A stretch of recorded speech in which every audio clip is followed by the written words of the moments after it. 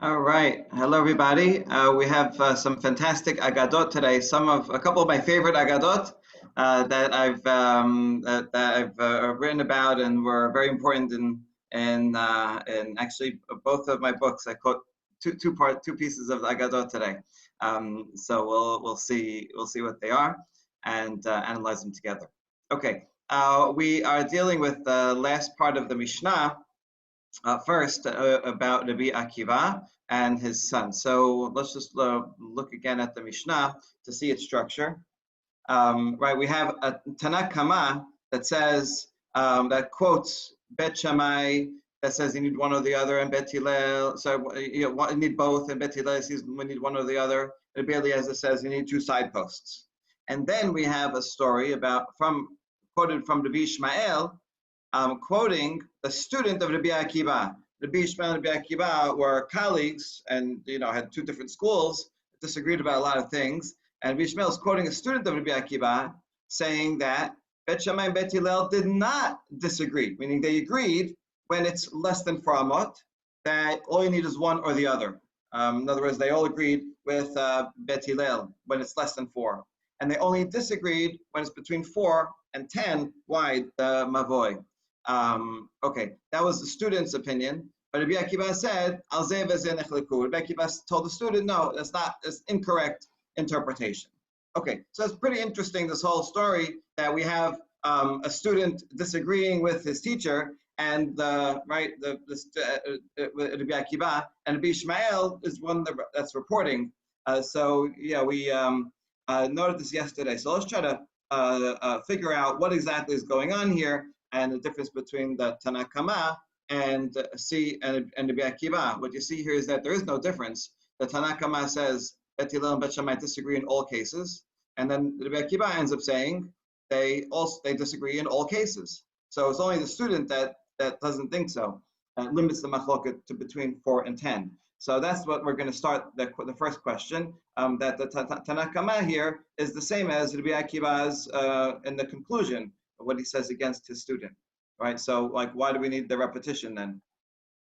Okay, so that's the question. Rabbi Akiva, Eruvin Daf Yud Gimel, Haynu Tanakh Kama is the same opinion.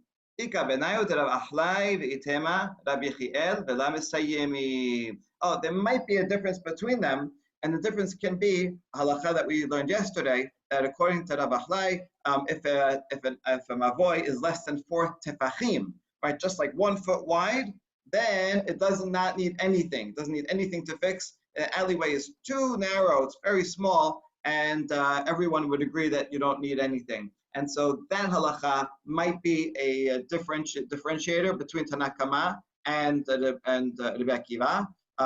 But the Mishnah doesn't actually mention anything about this. So, but let me say, we don't know who says which one, but there may be a practical difference between them, even though it's not said explicitly. Okay, good. Tanya, Amar Rabbi Akiva, Lo Amar Rabbi Ishmael davar zeh, Ela oto talmid Amar davar zeh, Halacha keoto talmid. Rabbi Akiva says a pretty confusing statement. He says that Rabbi Ishmael did not say this story, right? Even though the Mishnah quotes Rabbi Ishmael quoting the student, Rabbi Akiva says no. But rather, Rabbi Akiva says it was the student's opinion alone, and he ends, halacha follows what that student said, right? The student said the machloket is limited to between 4 and 10 amot. He says halacha is like that student. This is very confusing because the last line of the Mishnah says, right, al zeh v'zeh nechleku. No, the student's wrong. Their machloket is on everything. So what is the statement of Rabbi Akiva? Well, that's what we ask. Ha gufa kashya. Amat lo amar Rabbi Ishmael davar zeh al malet hilchata kebateh v'adad amar halacha keoto talmid. So at first, this is self-contradictory, this statement, besides it not making sense with the Mishnah, right? First he said, Rabbi Ishmael did not say this. That's a way of pushing it out, saying it's not true, right? It's not a reliable tradition. So therefore we should reject it from halacha. And then you say, halacha is like that student. So what is going on here?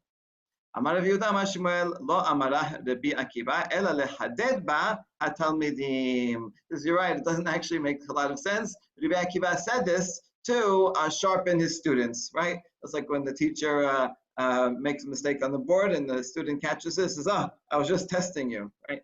So Rabbi Akiva here wanted to encourage his students to think for themselves, to think independently and creatively. And so that's why he encouraged them by saying, yes, halacha is like that Talmid, and then that way they'll think about it further. But that was only within an exercise in class, but not not an actual halachic pronouncement.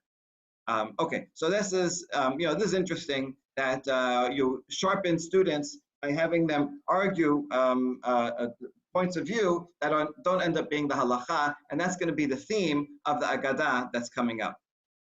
Okay, but before we get there, a little bit more halacha. Rebbe Akiva did not say halacha is like that Talmid, but rather he says it seems that his opinion is correct. He didn't go to such an extreme to say halacha because then that sounds definitive. But rather he's like, oh, okay, you have a very good point, and that would encourage the student to go and find further proofs and analyze it more. All right, good.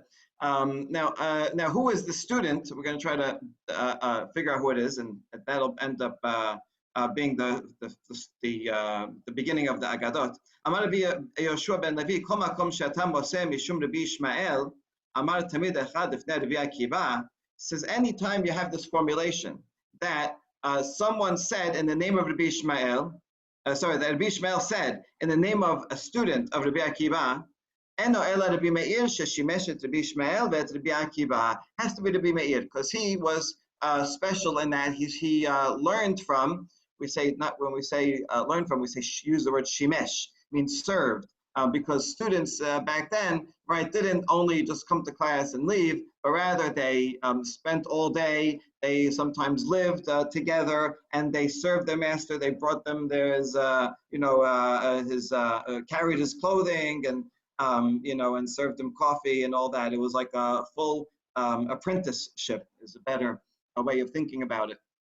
Okay, so Rabbi Meir apprenticed for, studied from both Rabbi Ishmael and Rabbi Akiva, and that's why it makes sense that Rabbi Ishmael would have a relationship and say, that Rabbi Akiva's student, well, we'll see who did he study under first. But I guess he was a Rabbi Akiva student, and then he went to be Rabbi Ishmael. Rabbi Ishmael is still calling him Rabbi Akiva student, said this and that. Okay, so that's Rabbi Meir, and he's going to be the main subject of our Agadot today. The Tanya, Amar Rabbi Meir, Keshayiti esel Rabbi Ishmael, Hayiti matil kankantom letoch hadio. V'lo amar li davar. Keshabati esel Rabbi Akiva, asra alai. And we know that we can prove that Rabbi Meir studied with both masters because he says the following baraita. When I was studying with Rabbi Ishmael, I used to put this kankantom as a copper sulfate. Rabbi Ishmael was a scribe. And the ink that we use to write a Sefer Torah has very specific ingredients, special ingredients.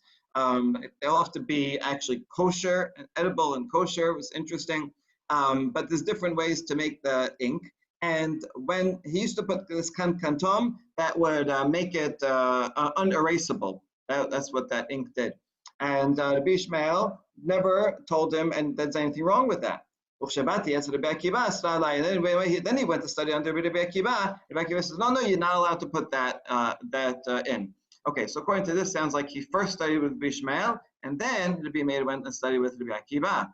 However, we have another statement. Ini, Rav Yehuda, Amar Shemuel, Mishum Rabbi Meir, Keshayiti lomed etzel Rabbi Akiva, Hayiti matil kankantom letoch hadio, velo amar li davar. So here it sounds like he first studied under Rabbi Akiva, and Rabbi Akiva is the one that said that didn't object to his putting kankantom into his dye mix.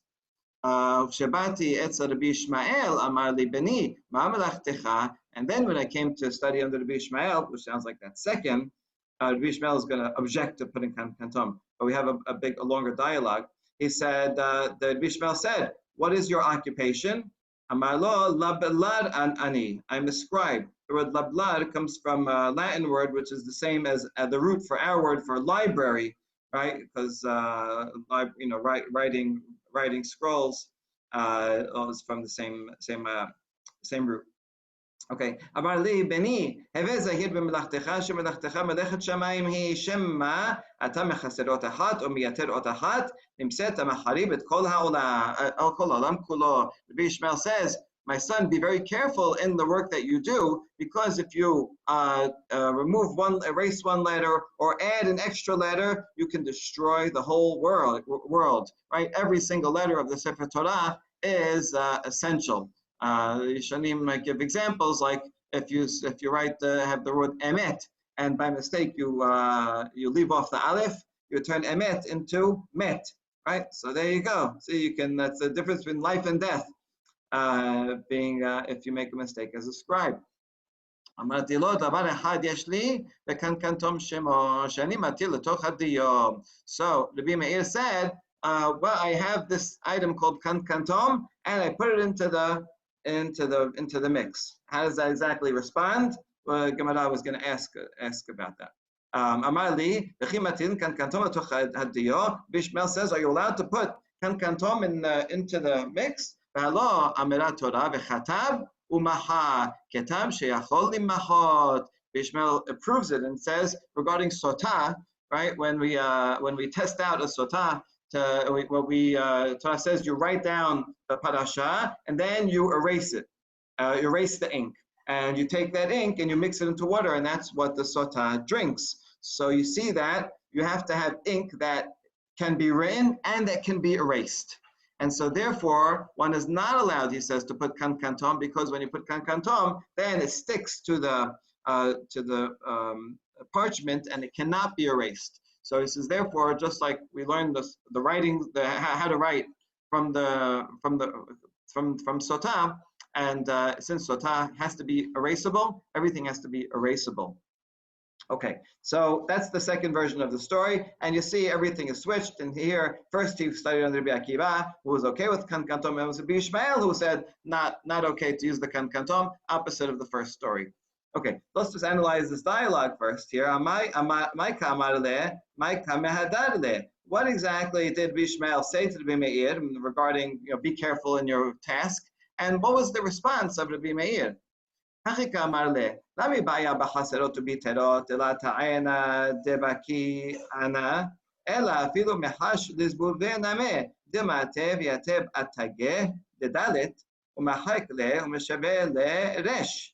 דבר אחד יש לי, וקנקנתום שמו, שאני מטיל לתוך הדיום. Okay, this is what was going on. When Rabbi Ishmael said, you have to be very careful with every single letter, because it can make a big difference, Rabbi Meir said, don't worry, I am an expert not only in spelling, right? There's a lot of words that can be spelled maleh or chased, with a yud or without a yud. Like sisit, sukkot, right? You can spell them with the vav, or without the vavs. So he knows exactly how to spell each word in every place. So don't worry, right? He's not going to make a mistake regarding that. And I'm even careful regarding a fly. You never know if you write a dalit, right, which has a corner, and then a fly might come and just scoop up a little bit of ink, especially that is made out of honey and maybe other things that it would want, and scoop up the little corner of the dalid and turn it into a resh. And now you're going to change the whole word, change the meaning of a word. So he says, don't worry, because I have kankantom. And when I add kankantom to the ink, then it becomes unerasable. And that way, I don't have to worry about the fly. So don't worry about me. I'm an expert scribe, and I have this formula with kankantom, and it will not be erased and not be changed once I write it. Okay, so explains the conversation. Okay, but now back to the problem, the contradiction between the two stories. Kashya shimush ashimush, kashya asara asara. We have two contradictions. Who did Rabbi Meir study with first? And also, who's the one that said the kankantom is not allowed?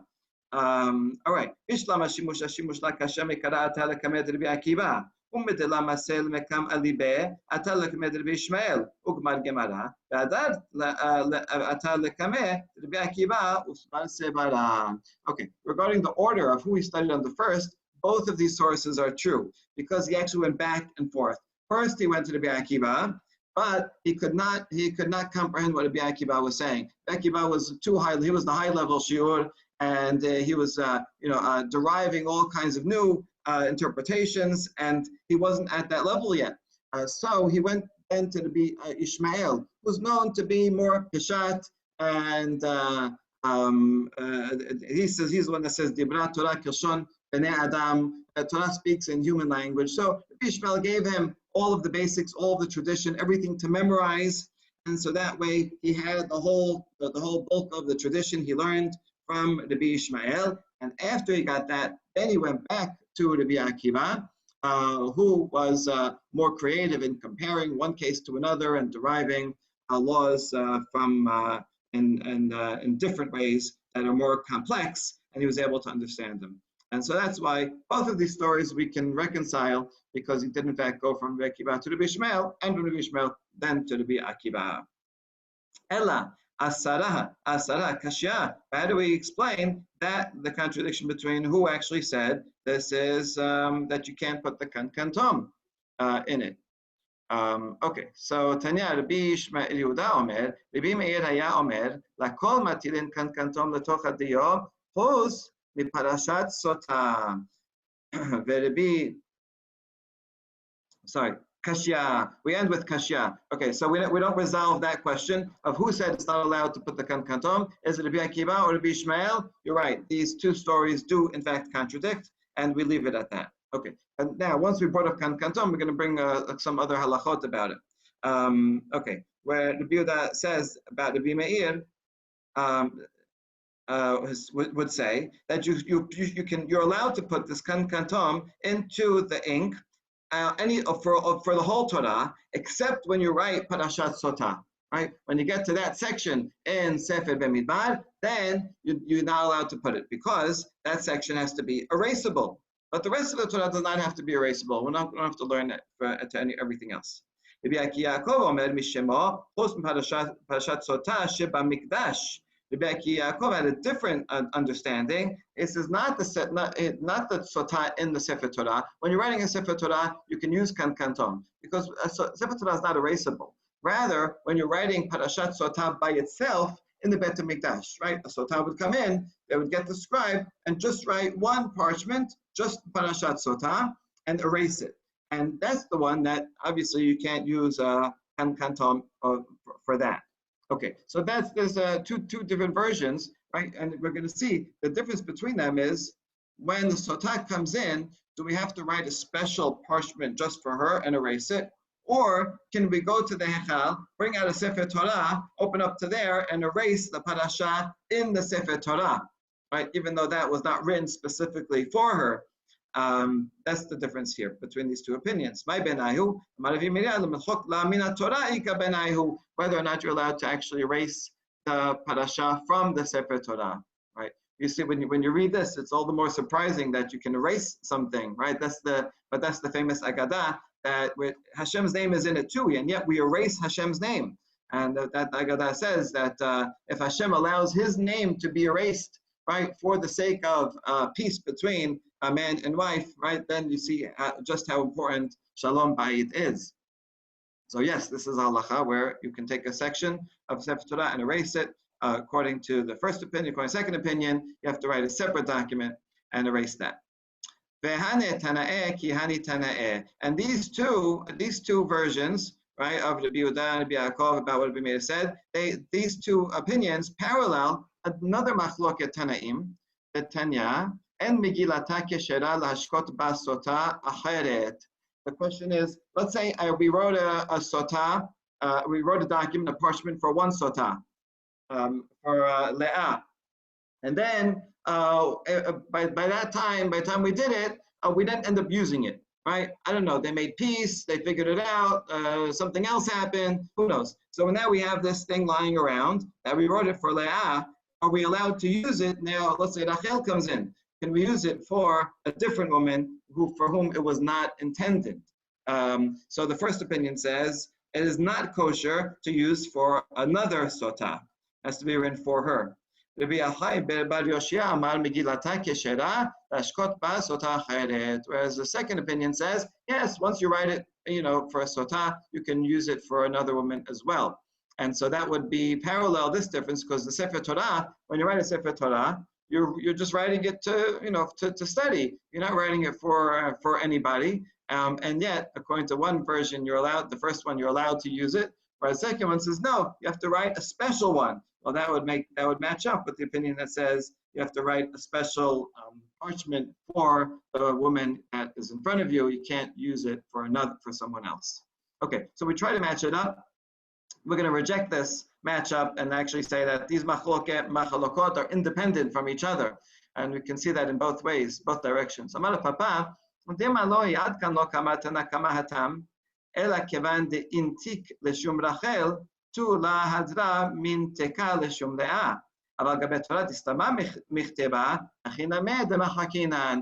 No, so perhaps that opinion that said, once I write it for Leah, I can't write it for Rachel, but that's because I wrote it specifically for Leah. So now I can't take it, undesignate it and make it designated for another woman. But Sefer Torah, I never designated it for anybody. It's just I wrote it with nobody in mind. So since it was not yet designated, and I can designate it for someone else, right? The one that's pre-designated, already designated for someone else, is more difficult to designate to someone else. And so even the opinion that is machmir regarding writing it for one person and not someone else can follow the Mekel opinion regarding the Sefer Torah. And the other way around also, Madam Nachman Beislag, Dilma lohi ad kan lo kamar Rabbi Achai bar Yoshia hatam ela dichtiv mihat lishum sota ba'olam. אבל גבי תורה, להתלמד כתיבה, הכי נמד למה חכינן. On the other hand, maybe you can, the one who says you can use something that you wrote for Rachel, you can use it for Leah, maybe that's okay because you wrote it for the purpose of sota. Not this woman, but the other one, but still I wrote it for the purpose of sota. So therefore I can reuse it. But not a Sefer Torah. Sefer Torah, I did not write it for the purpose of using it in the Sotah ritual. I only use it for Torah study, right? As Torah sports, so I could read the Torah. So therefore, there I might say I cannot erase it. You can erase a Sefer Torah. You can only erase a special parchment that you wrote for a woman. But once you wrote for a woman, you can write it for someone else. Okay. So there's two machalokot about the writing and what you can erase. But they are independent machalokot. Velet le'el Rabbi Achai bar Yoshia haditnan katav get legaresh ishto nimlach mesao ben iro ve'amar shimcha kishmi ve'shem ishtecha kishem ishti pasul legaresh bo. Okay, now one more question from the laws of Gitin. And the laws of Gitin, it says, like, what if there's two people, Reuven, right, and Leah, and so Reuven is going to give a get to Leah, so he writes a get, and in the end, they make peace and they don't use the get.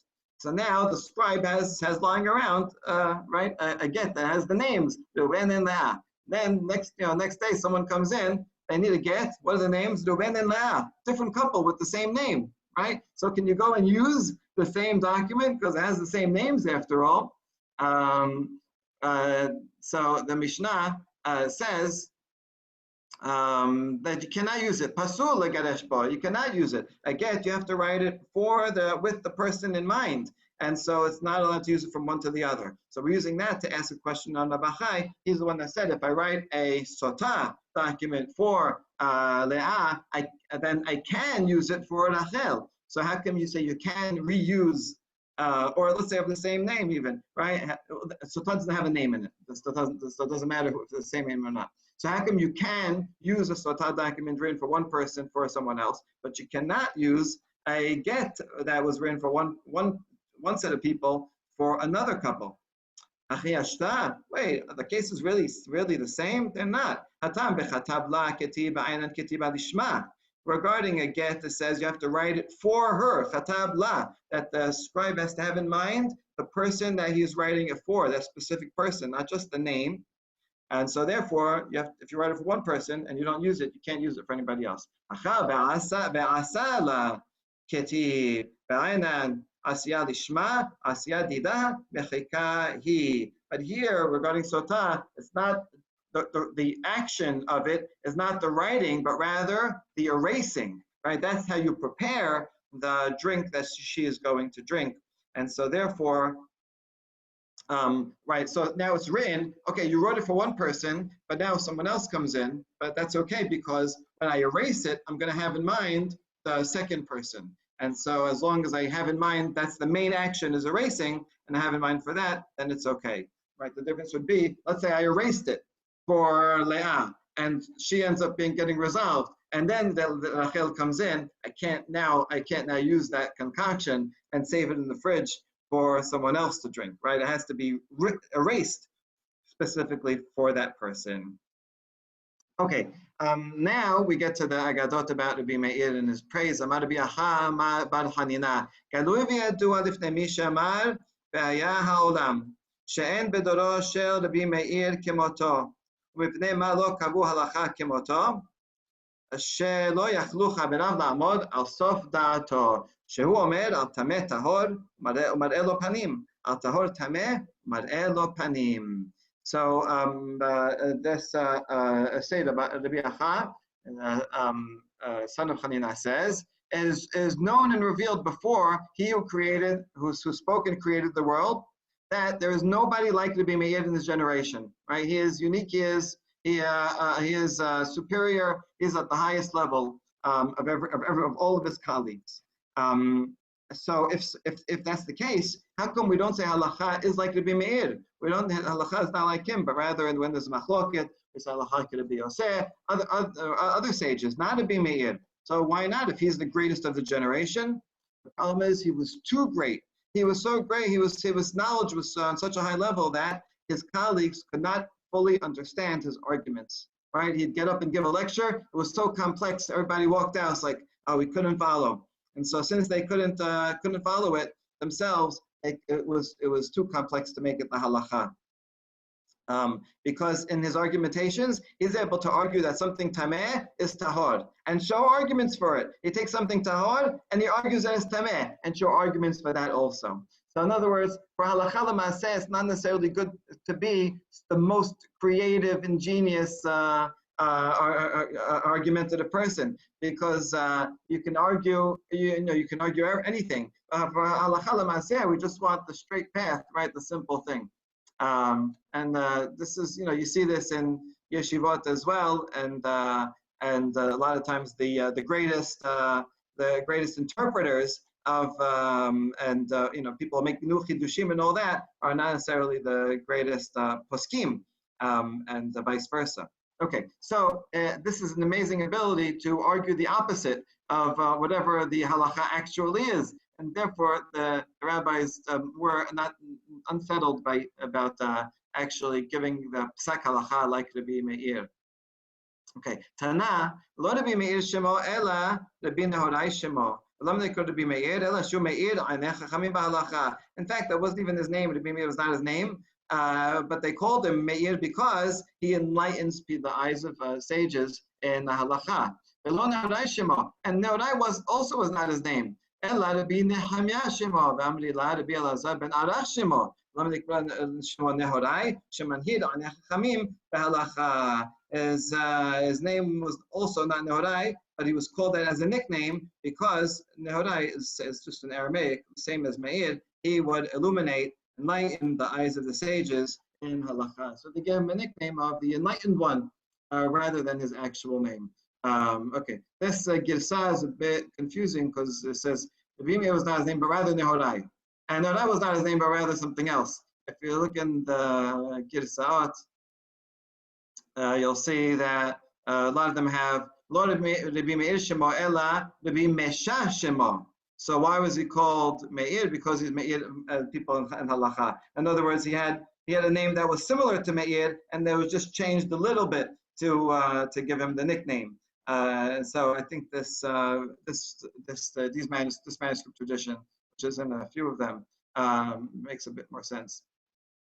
Okay, Mar Rabbi Hai de Mihadad na Mehabrai דחזיתה לרבי מאיר מאחוריה, ואילו חזיתה מקמא, אבל מחדדנה תפה. תכתיב, והיו עיניך לראות את מוריך. This is an amazing statement. The B, that's the Biuda Nasi, right, who's the next generation, after Bimeir, and Bimeir was his teacher. He says, the fact that I am sharper than my colleagues is because I saw the Bimeir from the back.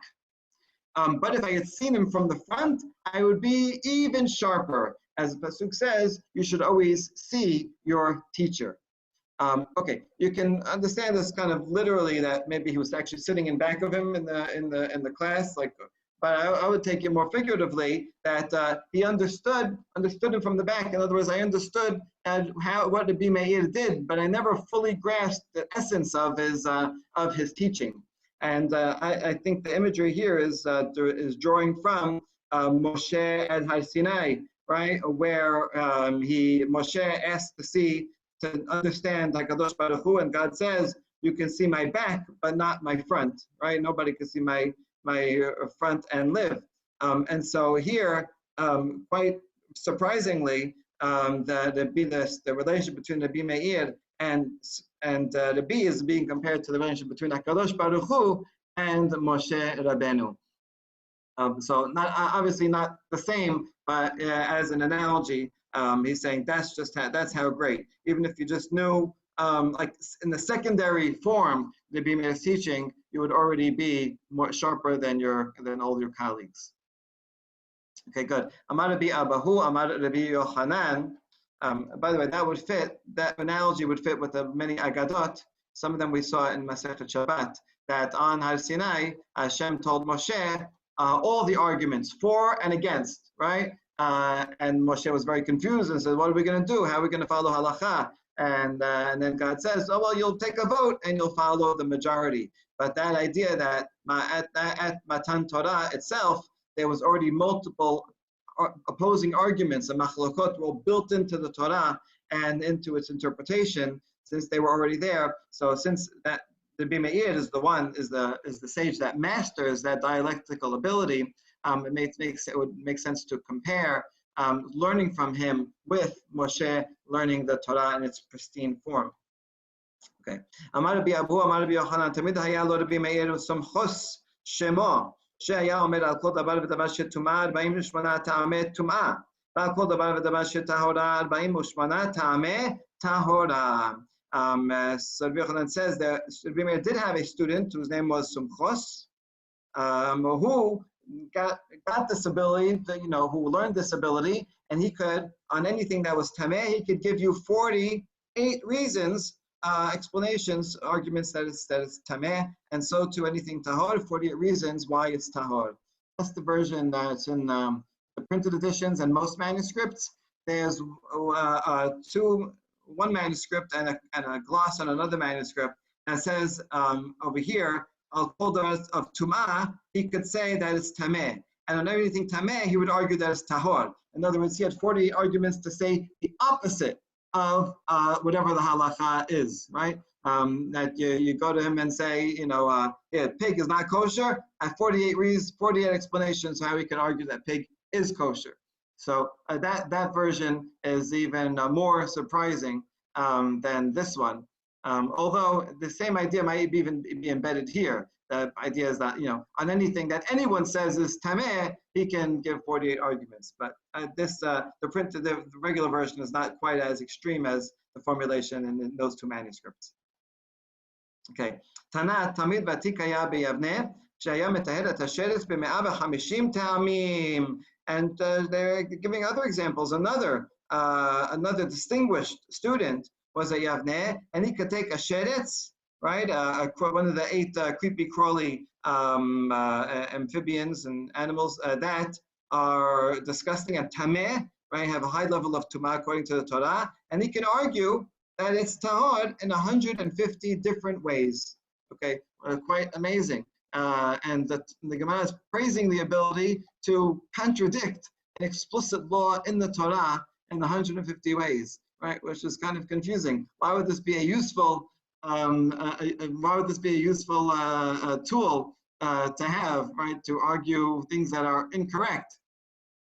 Well, it would seem that having that dialectical ability, having that sharpness would be very important for a judge, right? If a judge is examining a case, examining witnesses, you want him to be able to see through all the arguments. Examining any cases, comparing cases. One needs this ability is the one that's most highly valued, especially in the Talmud Bavli.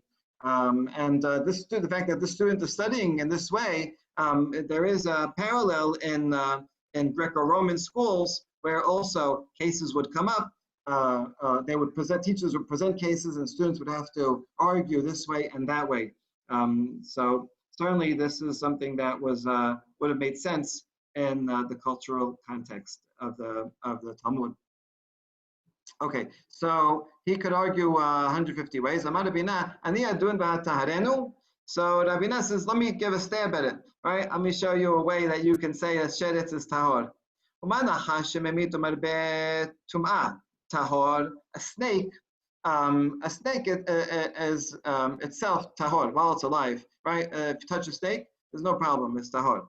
But a snake yet is, let's say, a killer snake. Right? A snake causes tumah. If it goes and kills a person or an animal, something, right, then it causes tumah. So even though it causes something else to be tameh, it itself is tahor. Sheretz, she'en memi tumar betumah, v'kol sheken. So sheretz, like a mouse, right, a dead mouse. A mouse is not lethal, doesn't kill anything. So a mouse which does not cause tumah by killing, all the more so, it should not be tameh itself when it's dead, right? You got that? A snake, which does cause other things to be tameh, is tahor. Then a mouse, which does not cause other things to be tameh, because it doesn't kill anything, all the more so, it should be tahor. Okay, logical argument.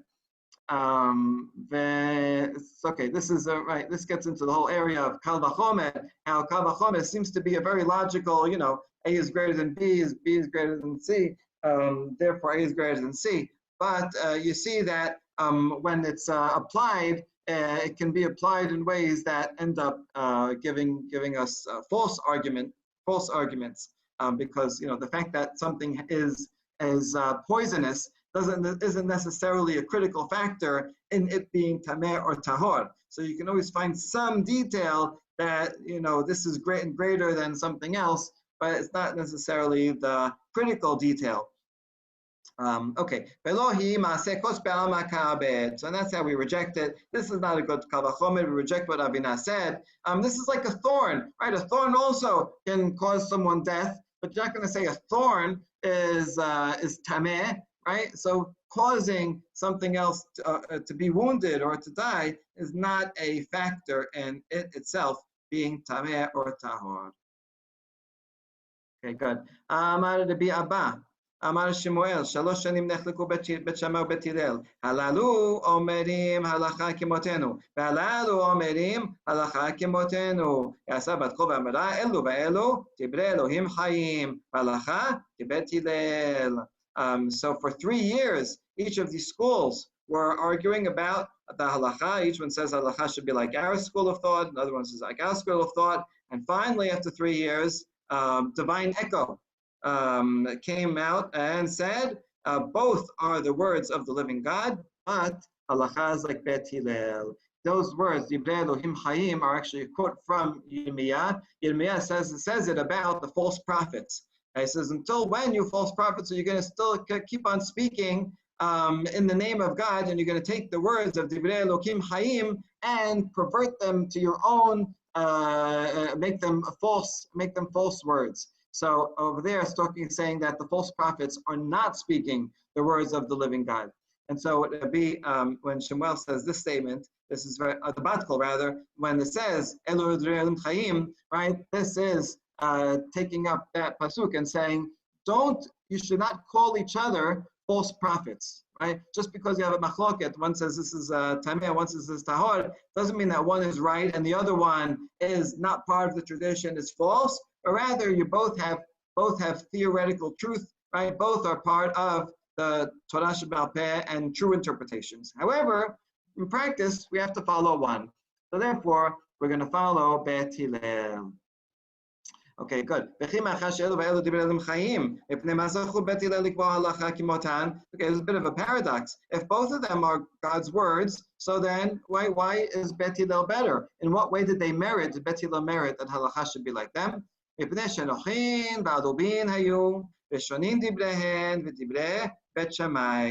Bet Hillel were kind and forbearing, and they would teach the words of Bet Shammai before they taught their own, right? And so that shows great humility, that they quoted the other side first. In general, you would quote your own opinion first and then say, oh, there's also another opinion. By putting it first, they're giving it prominence. So because Bet Hillel, they had better midot, better character traits, that's why halacha is like them, which is interesting, not because they're not because they're smarter or because they get it right more often or anything like that. Although you could really correlate them in general. If someone is more humble and is open to listening to the other side, all right, and even quoting it first, then they'll take that side into account, and so therefore they can come to a better understanding. And in fact, then in the Talmud Yerushalmi, it has a different version of this. And Talmud Yerushalmi says, wait, actually, Bet Hillel did not quote Bet Shammai first. It's the editor of the Mishnah, the Biur Nasi. He's the one that put them in order and put Bet Shammai first and Bet Hillel second. Right? We don't have a statement from the Bet Hillel themselves saying we're quoting Bet Shammai first. So it's not right. It's an editorial factor. But does add that we follow Bet Hillel because they would change their minds to follow Bet Shammai when they thought that Bet Shammai was more convincing. So, which says that's really interesting. The reason we follow Bet Hillel is because sometimes they agreed with Bet Shammai, right? But that seems to acknowledge that Bet Shammai were sharper, right, and had an authentic tradition. But Bet Hillel we still follow because they were able to incorporate their ideas as well as their own, and spoke to the needs of the generation better, I suppose. Okay, the Lord Ela shemaktimin divrei Bet Shammai ledivreihen. Okay, that's the second thing I said. The Bavli says two things. First of all, that they quote Bet Shammai at all, and that they quote Bet Shammai first. Okay, so for the Bavli, really emphasizes those fine character traits, much more than in the Talmud Yerushalmi version. Okay, where do we see this? Kyotan Shoshaninu. Umi shayaro shovedu bo basuka. V'shulchano b'toch habayit. Bet Shammai poselin, or Bet Hillel machshirin. Question is, you have a sukkah. It's kind of a little sukkah, and so you put your head and most of your body in the sukkah. At the table that you're eating from, you put outside the sukkah. So the question is that allowed? Or when your food is outside, are you going to keep, inching your way out of the sukkah to get the food from the table? Is that allowed or not? And Bet Shammai says no good. Bet Hillel says it's okay. So you see here, Bet Shammai is quoted first, and then Bet Hillel, right? But Yerushalmi's point is very well stated, because this whole thing is a Mishnah formulated by the Biur Nasi. Okay, Aminu Bet Hillel Bet Shammai lo kach היה מעשה שלחו זקני Bet Shammai וזקני Bet Hillel מכיר את רבי יוחנן בן החורנית ועשו יושב ראשו ולבוא בסוכה ושולחנו בתוך הבית. Hold on, Bet Hillel says, don't we remember that case that the elders of Shammai and the elders of Hillel went together and they visited the great sage Rabbi Yochanan ben Acharanit, and he was doing this. He was in the sukkah, but his table was outside the sukkah. And so if the great sage did that, it must be okay. And the elders from both schools were there. אמרו להם בית שמאי, אם משם ראיה, אף הן אמרו לו, אם כך היית נוהג, לא קיימת מצוות סוכה מימיך. No, you don't remember the full case. Well, after they came, Bet Shammai, the elders of Shammai, told Rabbi Yochanan ben Acharanit, says, if this is the way you practice in the sukkah, that you always leave your table, then you have never fulfilled the mitzvah of sukkah in your life, right? You never fulfilled this mitzvah. Very harsh thing to say, especially to this distinguished sage that they're coming to visit. Okay, so you can see some of their sharp personality. Okay, but we bring this to show that they quoted the Bet Shammai is quoted first, and then Bet Hillel. And we continue to praise good character ללמדך שכל משפיל עצמו הקדוש ברוך הוא מגביהו, כל מגביה עצמו הקדוש ברוך הוא משפילו. Anyone who humbles himself, God will raise them, and anyone who tries to promote himself, self-promoter, God will bring him down. Anyone who seeks greatness, greatness will flee from him. But anyone who is humble and runs away from prominence, prominence will end up running after him.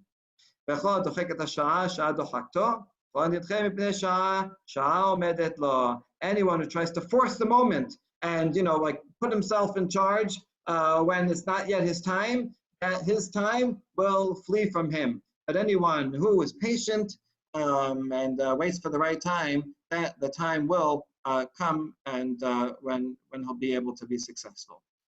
And the last section of the Agadah, Tenor Banan, Shete Shanim Omer Hasan, Yachliku Bet Shammai Bet Hillel. Halalu Omerim, Noach Lo L'Adam Shelo Nibra Yoter Mishenibra.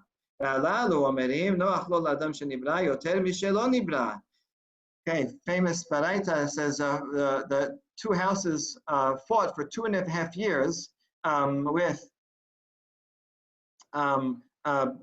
presumed Bet Shammai saying it's better that mankind would not have been born, right? Would not have been created. In other words, this is a bad bet. Human beings are naturally a natural tendency to do evil, and you could expect that once you create humans in the world, that they are going to perform evil. So it would have been better if they had never been created. Whereas Bet Hillel is more optimistic and says, yes, it's wonderful that they are created, but if they're not being created, because there's a good chance that they will do good to each other and do good in the world. Okay, and they thought about this philosophical argument for 2.5 years, less than the previous one, which was 3 years. And finally, Nimnu v'gamru, I love this line, they voted, right? I mean, when you take a vote, it makes sense to vote for legislation, for halacha l'maaseh, right? What are we going to do? Can you make a sukkah like this or not make a sukkah like this? But here, they're voting about whether God should have created humans in the world, as if you can vote on that. And then what, right? Well, it turns out the vote doesn't turn out so well. It's better if we had not been created. So now what? Should we all just destroy ourselves? Right,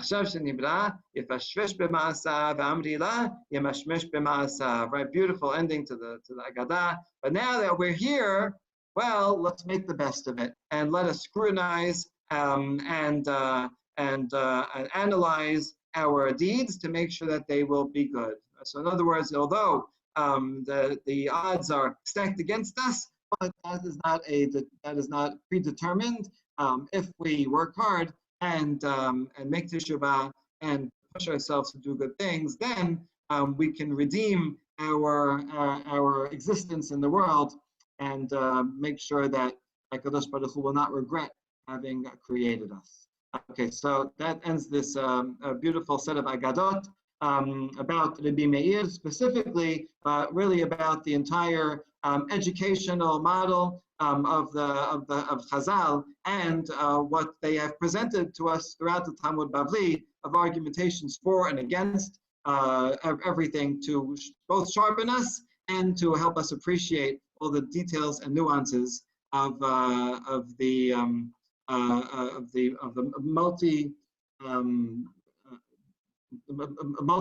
multiple layers and full beauty of the Torah and all of its interpretation. Baruch Adonai Olam, amen, amen.